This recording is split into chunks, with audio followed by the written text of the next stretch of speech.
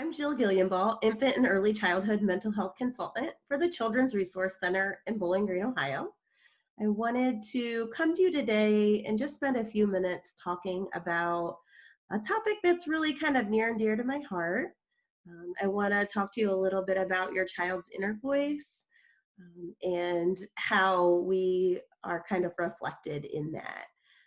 We all have that inner voice. It can be positive or negative. So sometimes our inner voice is kind of cheering us on.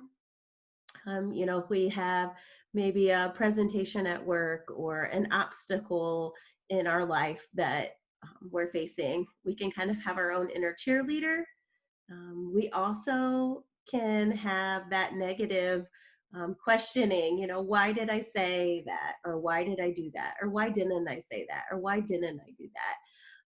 Our inner voice, even as adults, can be something like, you're so stupid. I can't believe you did that. So our inner voice can be positive or negative. That's kind of just a makeup of our personality and who we are.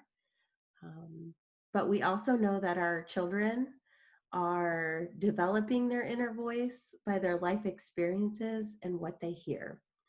The words we use, the tone we use, the message we send is what becomes our child's inner voice. Do we want our children to know that they are loved and supported unconditionally, no matter what happens? That being said, we have to recognize, I would be remiss if I didn't recognize that nobody is perfect. We all handle our frustrations and our big feelings in different ways. Some may be healthier than others. We all can kind of react at certain times, right? So we have to kind of recognize that.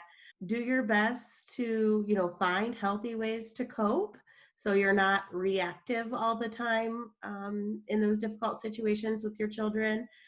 But also recognizing that sometimes we do maybe say things to our kids that we don't mean, and we're kind of reacting to a hard situation. And we can be the model for how to come back from that by apologizing, being genuine and letting our kids know, I'm sorry, I didn't mean to say that. I was frustrated and I just reacted. And so we can kind of counter some of that. And we can also teach our kids how to apologize. And that's a great thing to model for them. We also know that kids need more praise than criticism. So research kind of tells us for every negative comment or kind of thing that we have to, correct, that negative thing where we have to correct a child, we should be giving at least 5 positive remarks or praise for our kiddos. So that's really important to think about, because I think as humans, we kind of gravitate towards that negative and kind of criticizing and pointing out the things that we don't really want to see, those behaviors that we wish we would not be seeing. So I think that's really important. And what I did was I put together some things that maybe sometimes we say as parents, and I want you to just kind of be reflective and think about, is that the voice I want on repeat in my kiddo's head? Tired of your attitude?